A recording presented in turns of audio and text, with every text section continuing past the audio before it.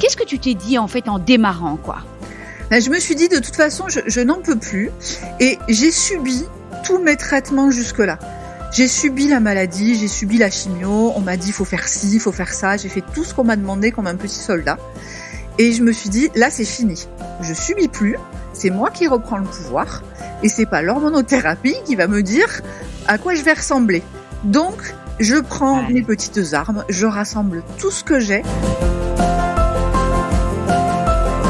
Et ouais, je me sens mieux. Et c'est un poids qui est pas seulement mon poids corporel qui commence à se lever de mes épaules. C'est tout le poids de tout ce que j'ai subi, des traitements, de me dire que c'était pas possible et que j'allais rester comme ça jusqu'à la fin de mes jours, que c'était une fatalité. C'est tout ce poids qui s'enlève en même temps que mon poids physique. Il y a plein de choses qui s'enlèvent de ça. Et je me dis, mais c'est possible en fait.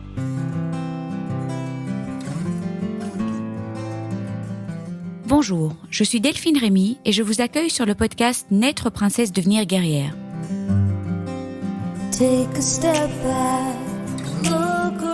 Le podcast qui parle de coups durs, de rebonds et de la maladie autrement. J'ai hâte de vous retrouver sur toutes les plateformes d'écoute ce mercredi pour l'épisode de Marie. Un épisode fort, un partage magnifique. Une femme qui avait, comme beaucoup d'entre nous, lu tous les commentaires pas cool du tout sur l'hormonothérapie, mais qui a dit stop et qui a voulu reprendre le pouvoir sur ce traitement.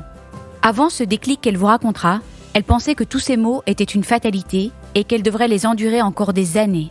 Eh bien non, un grand non. Elle a décidé de ne plus les endurer et elle a mis un tas de petites choses en place.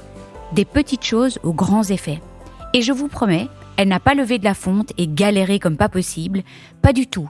Une hygiène de vie avec de la marche, l'alimentation intuitive qui est finalement une nouvelle relation à la nourriture quand la nourriture est devenue un peu trop émotionnelle, des petits trucs et astuces pour s'aider, pour former sa petite potion magique comme elle dit si bien. Un chouette partage autour de l'après-cancer, de l'activité physique, de cette nouvelle manière de voir la nourriture, de la prise de poids et l'hormono, certes, mais surtout, sur le fait que c'était possible de reprendre le contrôle après avoir subi son parcours du cancer et sur ce magnifique constat qu'elle partage avec nous. On peut avoir à nouveau confiance en son corps, faire la paix avec lui et l'aimer à 50 ans avec juste un sein. C'est un message qui fait du bien et qui est inspirant. C'est un cheminement qu'elle partage avec beaucoup de sincérité et de générosité. Je vous embrasse et on se retrouve mercredi sur toutes les plateformes d'écoute.